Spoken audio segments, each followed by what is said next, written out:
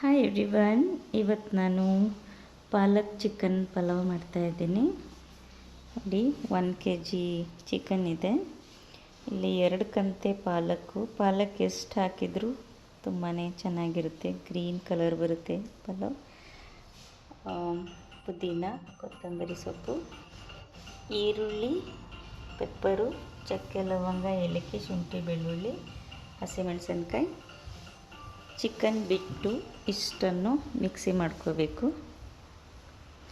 ಅಂದರೆ ಇದು first paste ಮಾಡಿಕೊಂಡು ಆಮೇಲೆ ಸೊಪ್ಪುಗಳನ್ನೆಲ್ಲ ಹಾಕಿ ಇನ್ನೊಂದು ಸಲ ರುಬ್ಕೋಬೇಕು.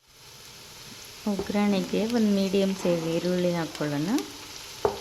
ಇವಾಗ ಅರಿಶಿನ ಹಾಕ್ತಾಯಿದ್ದೀನಿ.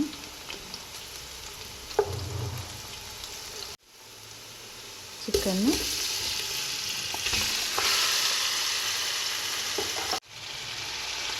ಸ್ವಲ್ಪ ಉಪ್ಪು ಹಾಕ್ಕೊಂಡು ಒಂದು 5 ನಿಮಿಷ ಚೆನ್ನಾಗಿ ಹುರಿಯೋಣ, ರಾ ಸ್ಮೆಲ್ ಹೋಗೋ ಹಾಗೆ.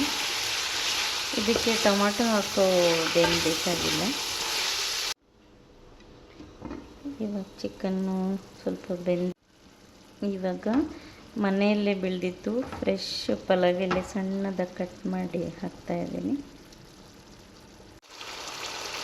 ಇವಾಗ ಪಾಲಕ್ಕು, ಕೊತ್ತಂಬರಿ, ಪುದೀನ ಪೇಸ್ಟ್ ಹಾಕಿ ಚೆನ್ನಾಗಿ ಇದನ್ನು ಎಣ್ಣೆ ಬಿಟ್ಕೊಂಡು ಹಾಗೆ ಹುರಿಬೇಕು, ಸ್ವಲ್ಪ ಡಾರ್ಕ್ ಕಲರ್ ಆಗೋವರೆಗೆ. ನೋಡಿ, ಹೀಗೆ ಎಲ್ಲ ಆಯಿಲ್ ಬಿಟ್ಕೊಂಡಿದೆ. 10 ನಿಮಿಷ ಚೆನ್ನಾಗಿ ಹುರಿದಿದ್ದೀನಿ. ಈಗ ಹುರಿದ್ರೇ ಟೇಸ್ಟ್ ಬರೋದು.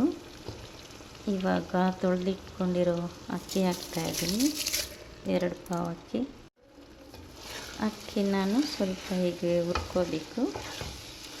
ಇವಾಗ 2 ಪಾವು ಅಕ್ಕಿಗೆ 4 ಗ್ಲಾಸ್ ನೀರು ಹಾಕ್ತಾಯಿದ್ದೀನಿ.